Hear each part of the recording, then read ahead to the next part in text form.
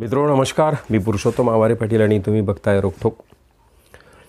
मित्रो, भारतीय जनता पार्टीचे वैचारिक गुरु आणि भारतीय जनता पार्टी ज्यांची राजकीय विंग आहे असा राष्ट्रीय स्वयंसेवक संघ आणि त्यांचे इतर सगळे नेते उगाच आव आणत राहतात आणि राणा भीमदेवी थाटात घोषणा करत राहतात की प्रत्यक्षात भारतीय जनता पार्टीवर आमचं कुठलंही नियंत्रण नाही, पण असं होताना दिसत नाही. नुकतंच काल परवा नागपूर अधिवेशनाच्या निमित्ताने सत्ताधारी गटातल्या तिन्ही पक्षातल्या नेत्यांना आमदारांना रेशीम बागेवर जे राष्ट्रीय स्वयंसेवक संघाचं मुख्यालय आहे त्या ठिकाणी निमंत्रित करण्यात आलं होतं. सकाळी 7 वाजता सगळ्यांना जायचं होतं.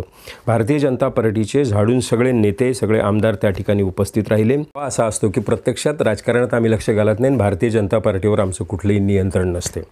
परंतु हे दरवर्षी जे नागपूरचं हिवाळी अधिवेशन होते या अधिवेशनामध्ये हे क्लिअर होतं की सगळ्या सत्ताधारी आमदारांना ते बोलावतात आणि आवश्यक संघ त्याला ज्या विषयावर आपलं मत व्यक्त करायचं वाटते ते मत आमदारांच्या डोक्यात घालण्याचा ते प्रयत्न करतात. परवाही नागपूरला सगळ्यांना बोलावलं त्यांनी. तिथे संघाने जातीनिहाय जनगणनेवर आपलं मत व्यक्त केलं.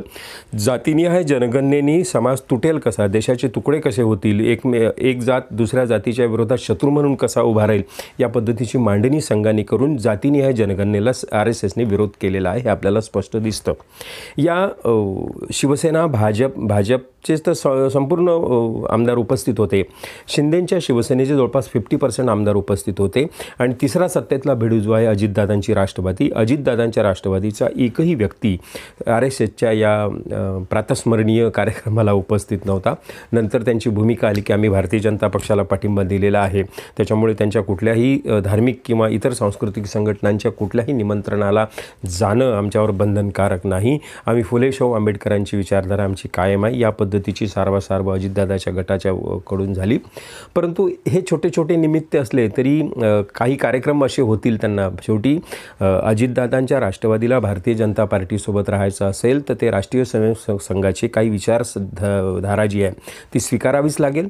मागे जेव्हा पुण्याला त्यांचे एक संघाचे मोठे नेते एक्सपायर झाले होते तेव्हा अजितदादांना जाऊन तिथे नतमस्तक व्हावंच लागलं.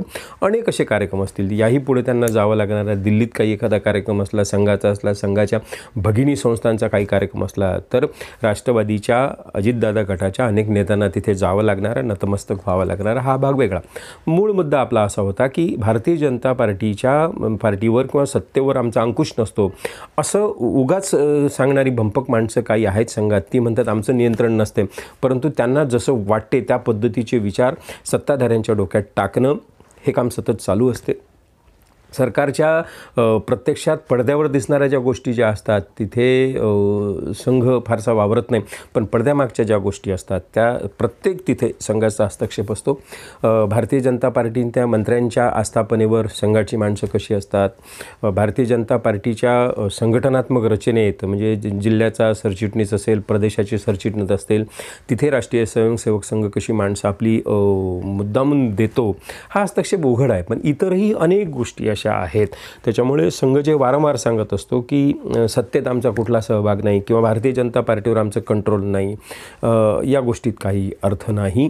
संघाच्या अनेक माणसांना नेतृत्व करण्याची खुमखुमी आहे. ज्यांच्यात नेतृत्व क्षमता आहे ती माणसं भारतीय जनता पक्षात जाऊन पुढे नेतेही झालेले आहेत. त्याला इतरांनी ऑब्जेक्शन घेण्याचं काही कारण नाही, कारण की संघाची भारतीय जनता पार्टी ही एक राजकीय विंग आहे. त्याच्यामुळे राजकीय विंगमध्ये मातृसंस्थेतल्या माणसांनी जाऊन काम करणं यात काही वावगं नाही.